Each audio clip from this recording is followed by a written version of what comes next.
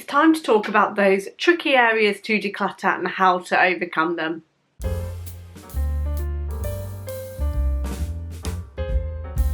Hi, my name's Rachel. I do videos about decluttering, minimalism and my no spend year, and today we're talking about those tricky areas to declutter that we find a little bit difficult, a little bit demotivating, or the types of clutter that are different. They're not specific things, they are kind of aspirational, just in case items. Those areas can be quite tricky, so let's talk about those tricky areas, but with strategies of how we can overcome them and how we can tackle them and how we can declutter and be able to make an impact on our decluttering journey. I've got 10 tricky areas for you that we're going to talk through and see if we can tackle together. First up is piles of stuff. I think most people are probably guilty of this. We chuck clothes on the side as we get undressed at the end of the day and we maybe don't put them away. We pile stuff up on the dining table or on countertops. It's really quite easy to create those piles, but how do we tackle them? Those are types of clutter that are quite easily resolved. So let's go in with an easy solution.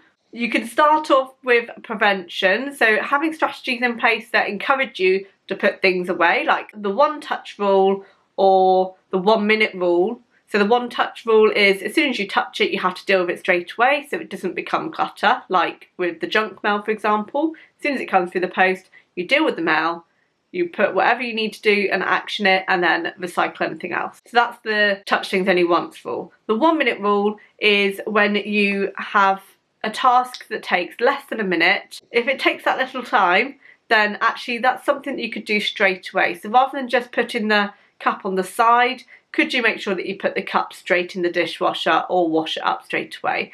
It's taking away that opportunity for clutter to accumulate. If they are bigger piles of clutter and it's becoming more of an issue, for example, you've got a chair that maybe is collecting lots of clothes, or you've got a countertop like a dining table that is collecting clutter, let's think of some more strategic things that you can do. For example, you can do the basics, the 4-box method. That's when you've got 4 different boxes or bags or baskets and you use that to declutter into those categories, and your categories are donate, sell, keep and recycle or bin. So I tend to do the bin as a bag, the rubbish bag, so you can put it straight in the bin at the end of the session. Anything to keep, doesn't matter what you use, it's going to be put back quite quickly, so that can be a universal basket or box. But your donate and sell boxes need to be labelled up so that they're really easy to know which is which and you can deal with them when you are ready. So go through your pile and put them into those 4 categories to help you sort it out. Another prevention strategy is to use the 5 things method. I'll leave a link up above for the video that I've done about that. That's where you do the basic in certain areas in a room and it helps you to tidy in a really simple way. There's rubbish, laundry and dishes as your kind of mess items. So you go through and you kind of put them by the door of that room and ready to go. You then have things that have a place and things that don't have a place. So you collect those up into separate categories. It might be that you put them in a pile or you put them in a container. And then once you've done the bare minimum, so like you've gathered all the dishes and you've put them by the door or by the dishwasher or by the sink, you then go to the next category, put everything that's rubbish in the bin bag and put it by the door. Anything that is laundry, you collect up and put in the laundry basket. Things that have a home, they need to go in a particular box, and once you've got that box done, you leave it. You then go on to the things that don't have a place, put that in a contained box, and then what you do is you go back round. So you've done the bare minimum, you put them in the places that they need to be. Now you go back round, you then action those piles. Then you can do that around different rooms. So that's a good prevention strategy for piles of stuff. The second tricky type of clutter is freebie clutter. How many times have you been offered freebies, either free gifts, free extra items when you purchase something? Have you been given freebies by friends or families, maybe hand-me-down clothing or toys? There are lots of freebies that you get that are probably great and you use them and it's something that you're going to utilise, but there's also the chance that those freebies are not stuff you're going to use. And that's the problem. That's where we get into having excess. We have things that we don't need because we have that freebie clutter. So let's think of some strategies for this. First one is learn to say no, which sounds really obvious, but that's really hard to do. I think it's about knowing what you already have and what you're likely to use within the next 12 months, I would say, maximum. If you're not going to use it in that time, then it's okay to say no, not for me. There will be somebody else that will be able to take that freebie. So don't be afraid to say no, because somebody else is going to benefit from that.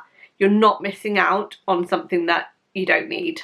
And if you're struggling with that, I would plan some phrases. I think know what it is that you might say. You could say something along the lines of, that's really kind, thank you, but I think we've got enough clothing for the next year, but I'm sure there'll be somebody else that can utilise it, but thank you for thinking of me. Something along those lines is going to be really helpful.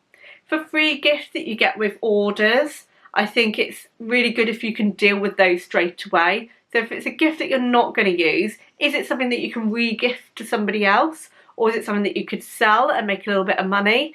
So decide what your action is as soon as it comes into your home.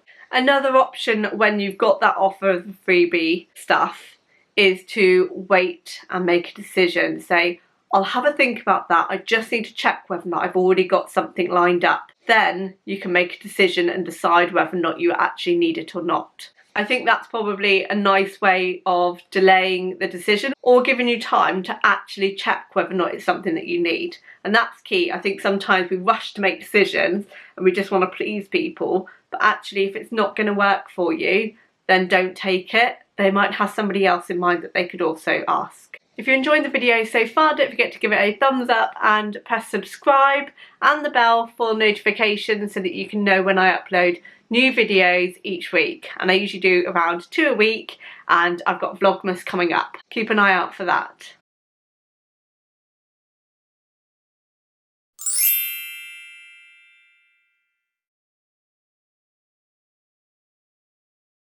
Okay, your next type of tricky clutter is sentimental clutter. This one is definitely a really hard one. I think knowing what to keep and what to let go of can be really difficult. I've got some boxes under my bed that have got some sentimental things, but I did have quite a few boxes of sentimental things, and they were all my Christmas cards, all my birthday cards from previous years.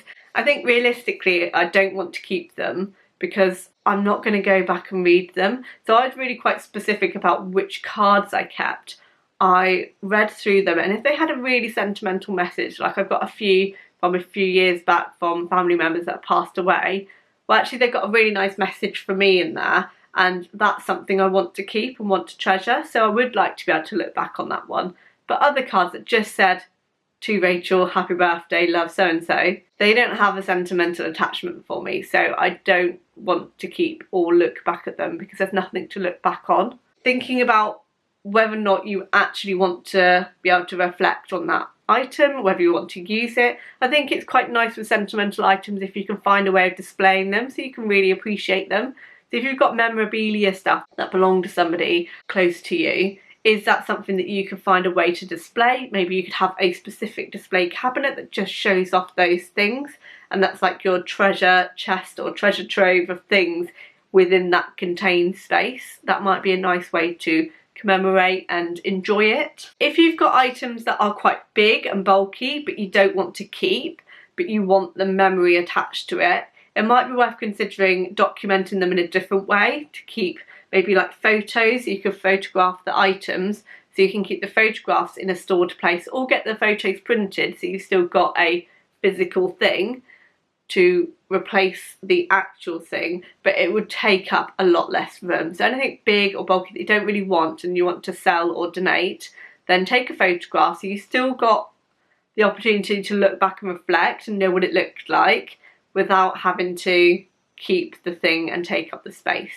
If you've got more than one of an item, maybe you've got like a collection of things, maybe somebody used to collect thimbles and stuff like that. There's all sorts of different collections that people used to do a lot of, didn't they? I remember seeing lots of collections at different grandparents' houses and things. But actually, could you choose your favourites that you really like or are particularly associated with a discussion you might have had with that person? Those would be ones to keep. But do you need to keep the whole collection? I think that's what's important. It's okay to keep some, but do you need to keep all? With other things like clothing, I know people have a hard time letting go of clothing from loved ones that have passed. There are some different things that you can do to kind of make them into something else. You could make, and if you can't make it, there are people that have businesses that make memory teddy bears, they make memory quilts, they make memory pillowcases, which is a really nice way of kind of acknowledging and celebrating them with different patterns of items of clothing without having to store everything. My mum's a crafter and she made a memory pillow with all the ties from my granddad and laid them out so it made like a front with all the ties. It made like a nice pattern, and she made that for all of her siblings using his ties because he had so many ties, which is a really nice way of having something, a cushion, which is going to get used, but it's also like a memory thing as well. And you can get memory bears made out of clothing, so you could do that for maybe if you've got baby grows from your firstborn or your secondborn and you want a way of keeping it but not having to keep everything. Could you get them made into a quilt or into a teddy bear so that they can enjoy them and use them, or you can keep them as a memorial thing or a way of commemorating or celebrating them. If you've got lots of items that are sentimental, it might be worth thinking about whether or not you can share any of those with family members. If they are particularly important to a few different people, actually maybe you could share them so that somebody has something different and you still have access to them because they're with family. And you could see them if you wanted to, but you don't have to have all of it. So share it out so that everybody gets to have something to celebrate that person or have memories of that event or thing. Tricky clutter number 4 is aspirational clutter. So this is clutter that is associated with kind of your dreams and aspirations, things that you want to do. Maybe it's a new hobby or craft that you're really excited to get started on. You want to maybe read more books. Whatever your aspirations are, I think it's great that you've got them, but think about what ones you're actually going to do within maybe the next 12 months. Maybe it's that you give it a time limit. You can decide, is it something that you're going to start in the next few months? Maybe if you've got a new hobby that you want to start, like crafting, have a timeline as to when you think you should have started using it, because otherwise, are you ever going to get to using that stuff? What aspirational things have you brought to be able to use but haven't used yet?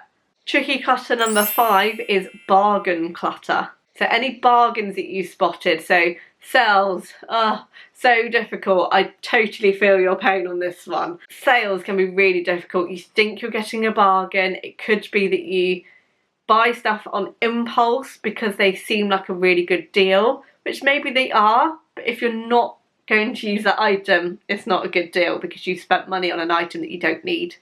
So think about what is really going to work for you when you're shopping for bargains. I think it's really key that you have a list here and always shop with a list, even in the sales. This is why it's really good to know what's in your home, so you can actually know what's in your wardrobe, what's missing from your wardrobe. Have that list so that if you ever are out in town or shopping and the sales are on, you've got then specific things that you're looking for in the sales, and if they're not on the list, they shouldn't be going in the basket. And if you do buy something on impulse, always keep hold of the receipts. You've got a little bit of time after you've bought something to reflect and decide whether or not it was something that you really needed. If you change your mind and you've not used the items and it's brand new, still labelled, then take it back. Don't be afraid to take something back because you've changed your mind. The money will get back to you and it will be like it never happened, but at least you've got that chance to get the money back and to not have that item in your home. So do keep the receipts. I think it's about 28 days. Some stores are maybe 14 days. I know around the sale times, around Christmas, they do give a couple of months. They do give a little bit longer because it's difficult to get back into town because it's busy. So do bear in mind how long you've got when you buy something. You can keep that receipt for a little while until you know you definitely want to keep it. Your next tricky area is rubbish clutter, and this is really easy to build up. I know it's very easy for teenagers to build up. I don't know how my son manages to collect so much rubbish even though he has a bin in his room. Just amazing. But it does happen, and it's easy to leave rubbish on the side tables, on the dining table, and not put it away. I think it's just about making sure you've got strategies in place to help support that. So that 5 things tidy method again comes into handy with rubbish clutter, is getting that bin bag and just going around and collecting it all up and putting it in the bag. Deal with it as soon as you can and keep on top of it. Again, that 1 minute rule, if it only takes less than a minute to put it in the bin, put it in the bin.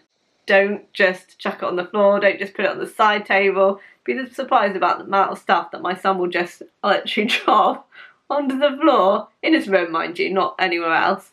And I'm just like, what are you doing? Your bin is literally right there. It takes less than 2 seconds to move to the bin. Put it in there. Get into the habit. And one way you can keep on top of that on a regular basis, have a bin bag and empty all of the bins within your home once a week. Put anything that's recycling in the recycle bin, put any rubbish put in the bin bag, and just make sure you're doing it on a weekly basis so that it doesn't build up and you don't have too much stuff in your bins at any one time. It just means it's easier to keep on top of. And that's also an opportunity to go around rooms and just pick up any extra bits that you find. It could be that you've got a spare room that's got bits of clutter. Could you just go in with a bin bag and see if there's any bits that are easy access for you that you could declutter?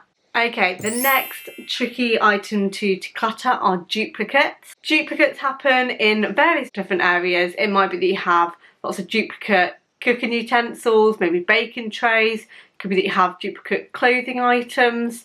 I think we get carried away in having more of an item if we like it, so that we've got spare if they're in the wash, etc. But actually we need to get into the habit of being a bit more specific and trimmed down in our selections, and we don't need to have duplicate items of the same thing or a similar style. So it's worth going through and being realistic about which items you do go to straight away and which items are duplicates that you don't go to, because then maybe they're not as good quality or they're not as good to use or utilise. So think about which items you do use and try and declutter the ones that you don't.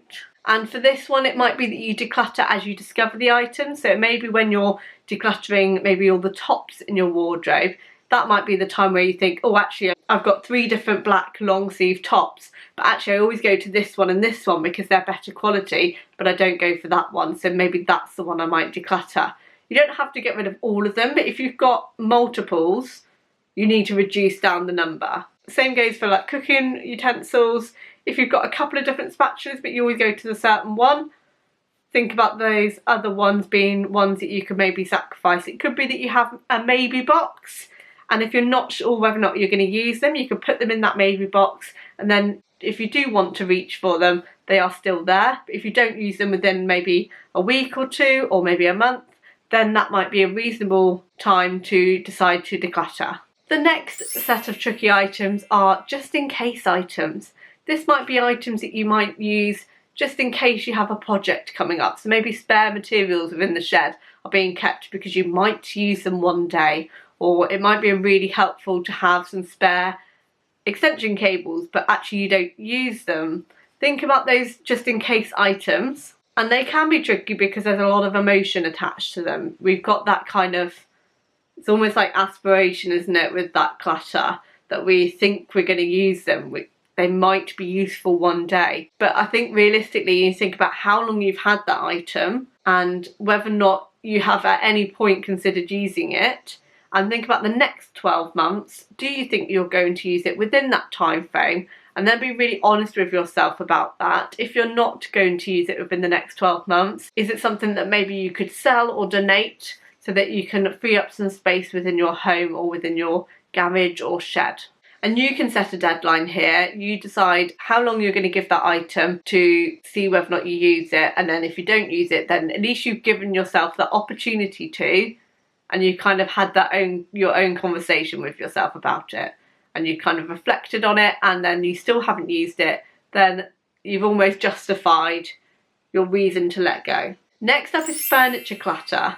And I should imagine a lot of you might think that you don't have furniture clutter, but if you've got a very busy room, with lots of things in it, that is furniture clutter. It's probably more items than you need to have in your room. You're just having maybe items for the sake of it, having extra armchairs that never get used. I'm guilty of that. I've got 2 little armchairs, but only one of those armchairs ever gets used and the other one doesn't. So actually, why have I got that extra one? Could I be realistic and maybe see if I can try and sell it? So that's what I'm working on at the minute. It does free up a lot of space if you can reduce down that furniture. Be realistic about which things you actually use and utilise and which things are just storing stuff. If they're just storing stuff that you don't access, you don't utilise, then actually you need to go through that stuff in that unit, declutter as much as you can, and then maybe see if you can declutter the unit. So any spare chairs you might have in the garage, any different items that you might have in the shed, think about which furniture items you're not using or not likely to use and see if you can donate or sell them. And the last tricky item to declutter is gift clutter. And we're just coming into that Christmas holiday season now where everybody gives gifts, what it feels like for the sake of giving gifts rather than actually thinking about what they want. I'm always quite careful. I try and ask people what they would like because I'd rather get something that they're going to use or be able to eat or consume, or something that they're actually desiring, than a bit of rubbish that they're not really going to use or haven't really got the right thing for them or it doesn't work. I'd rather be strategic and talk about presents with one another. We're adults at the end of the day. It's not like we're children. I mean, even children write a list. They tell you what they want and we try and buy off that list. So actually, why aren't we doing that as adults? Make it normal to be asking each other what we would like. And the same goes for birthdays as well. Sometimes we just don't know what somebody wants. We live in a world where anybody can buy anything most of the time. And we're very fortunate that most of the time we can do that. I know that's not the case for everybody, but most people can buy anything that they want. So ask what they want, because actually they're going to appreciate the thought that you've put into choosing the best of that item that they've asked for. So that still is meaningful and it's still a nice thing to open. I know there's no surprise there, but actually there's a lot of joy in that. You've got them something that they've really desired.